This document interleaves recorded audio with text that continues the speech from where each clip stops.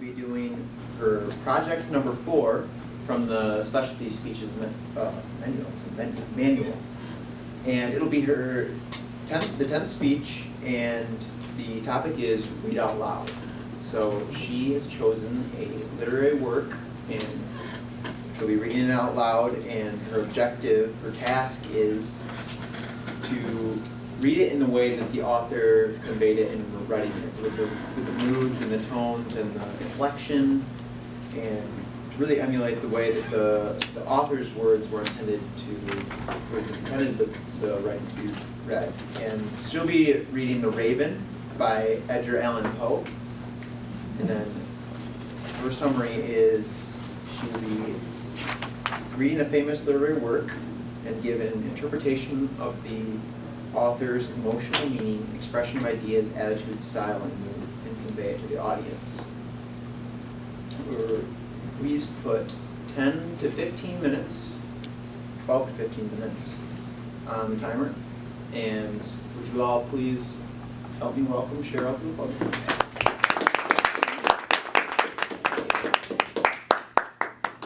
Good morning. It is still morning, fellow Toastmasters. And we haven't got any guests today. Patricia, thank you very much. Today I'm going to be reading, because this, as Simon indicated, I'm going to be reading The Raven by Edgar Allan Poe. And I chose that because Edgar Allan Poe was an artist who was considered one who wrote very dark and odorous, one might say, kind of writings. So to me, he was a very fascinating individual. And like I said, most of his stories were perceived as very dark. And here is a little bit about Edgar Allan Poe, and maybe why he wrote dark things, or perceived to be dark things. The understanding of this man is to know his background. He was considered lonely, neurotic, egotistical, often drunk and pathological. He was orphaned at a very young age, and Poe was adopted by a well-to-do merchant and was soon abandoned.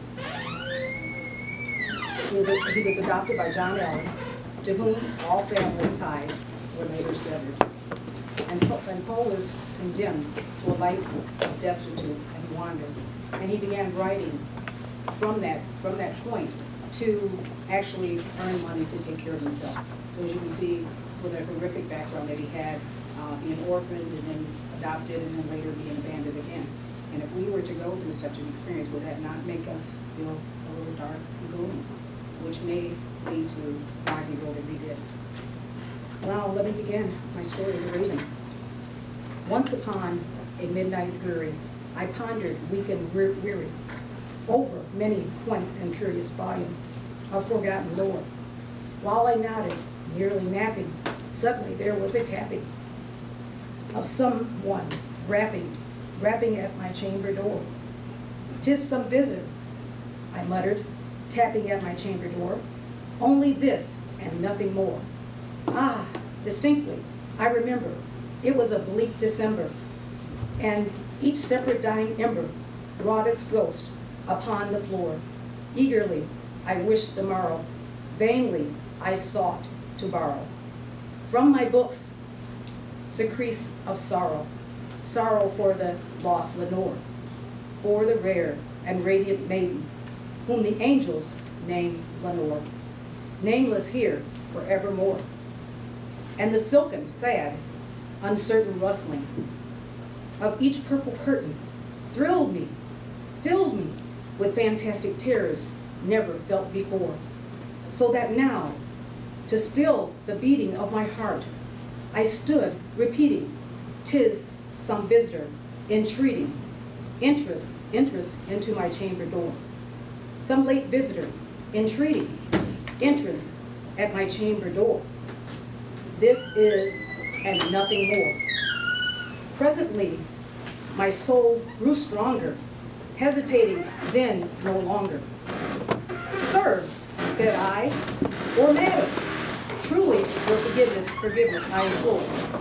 But the fact is, I was napping, and so gently you came rapping, and so faintly you came tapping at my chamber door, that I scarce was sure I heard you.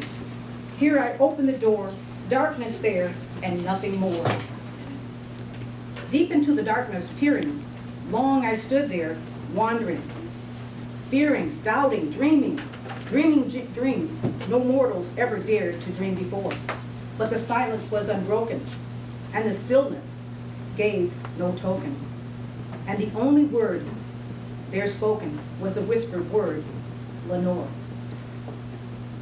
This I whispered, and an echo murmured back the word Lenore, merely this and nothing more. Back into the chamber turning, all my soul within me burning. Soon again I heard a tapping, somewhat louder than before.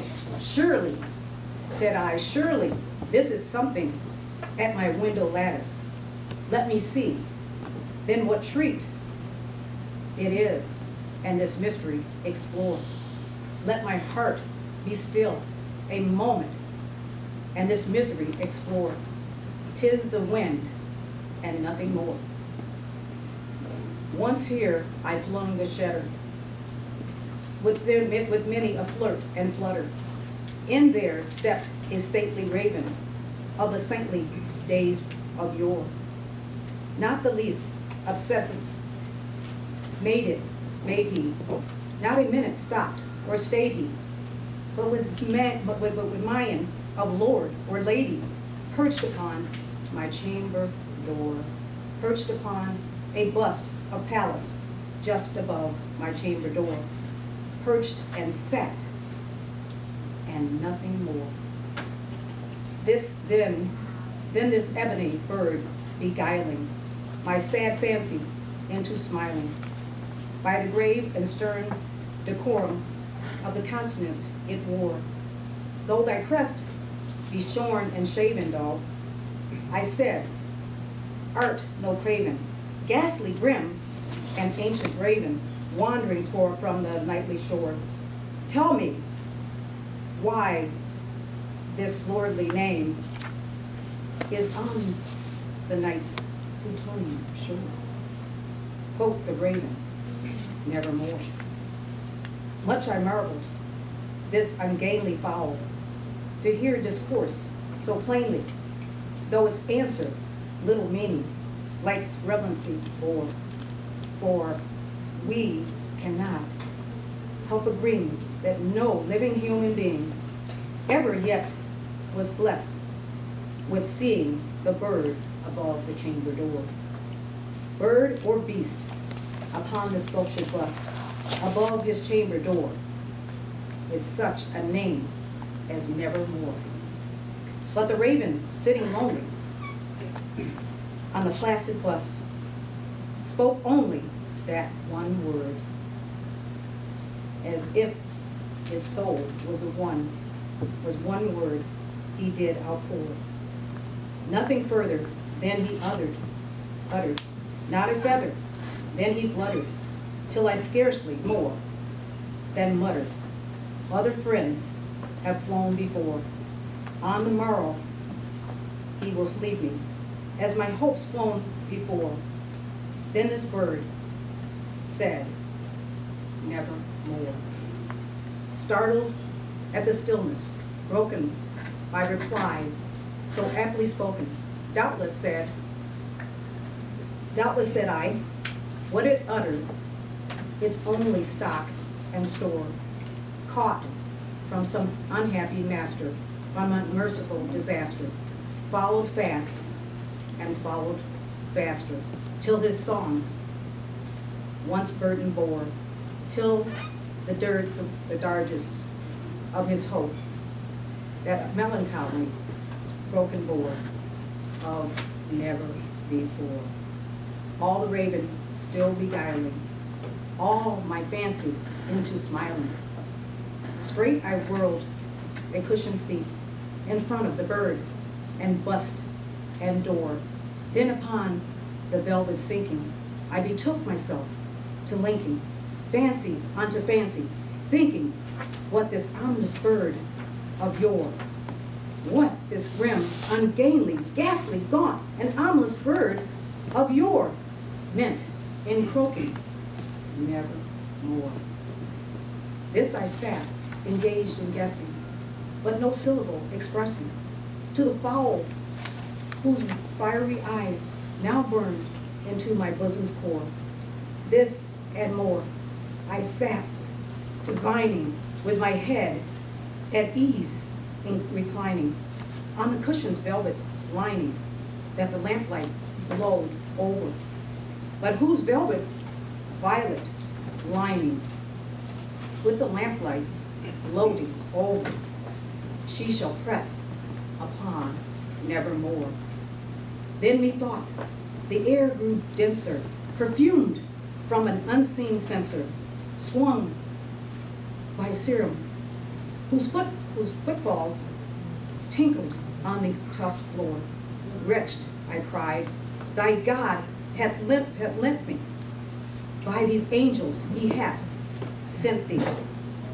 Respite, and nepenthe from thy memories of Lenore. Quaffed, oh quaffed, this kind of nectar, and forget this lost Lenore. Quaff the raven, nevermore. Prophet, said I, thing of evil, prophet still, if bird or devil, whether tempest sent or whether tempest lost.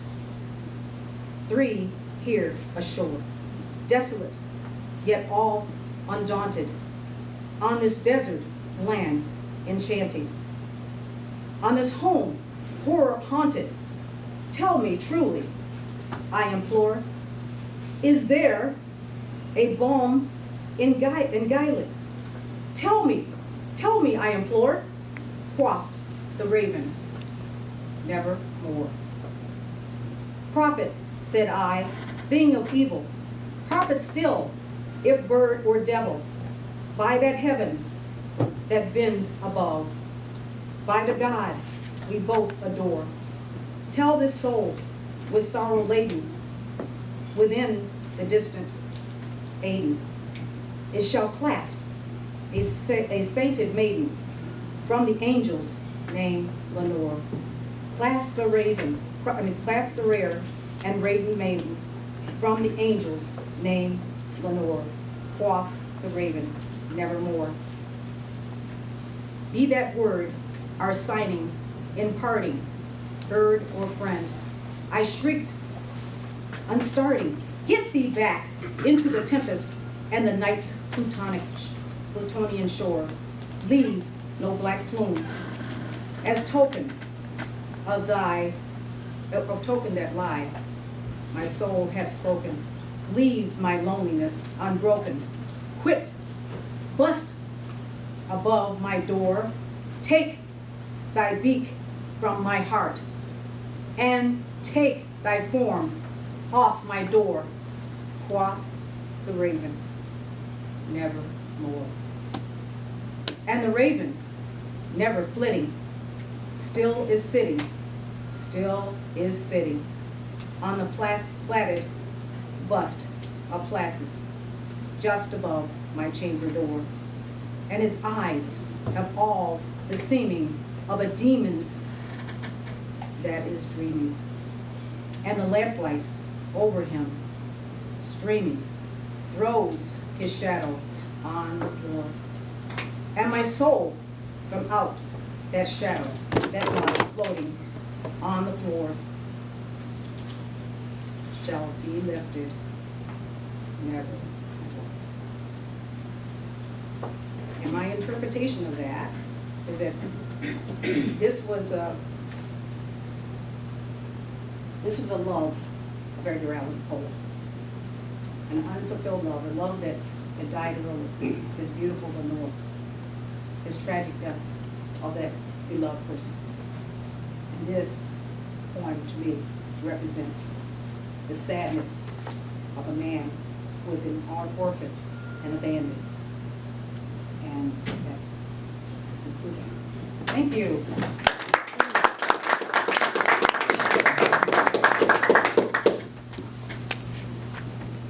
could you please put a minute on the timer real quick, just to give everyone a moment to write down a few thoughts on your evaluation sheet? When you're finished with that, you can send it on over Cheryl's direction. While that's going on, I noticed a few new folks came in. Make sure everyone has an agenda. It's over here.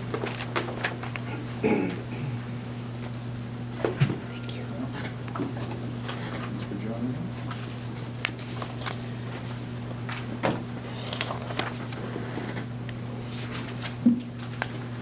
I think it's been ages since I ever heard that story. I probably read it once through back as I was a young kid studying Poe. I need to hear it again as an adult to try to get some of it.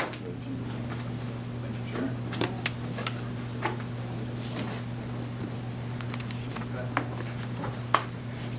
15 seconds more.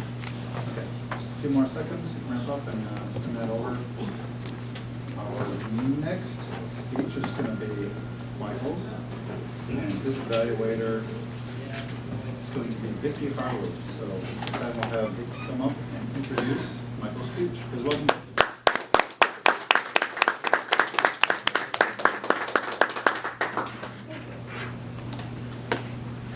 Today, I have the honor and privilege of introducing Michael. He will be delivering his Competent Communicator Speech number 6, vocal variety. The objectives are to use voice, volume, pitch, rate, and quality to add meaning. Also to use vocal variety smoothly and naturally, and to use pauses to enhance the message. His personal goal is to relay emotion and expression via vocal variety and physical presence. Timing is 5 to 7 minutes, 5 minutes green, 6 minutes yellow, 7 minutes red. The title of Michael's speech is You Almost Had Me. I am both excited and looking forward to hearing what his speech is all about. Please help me welcome Michael to the podium.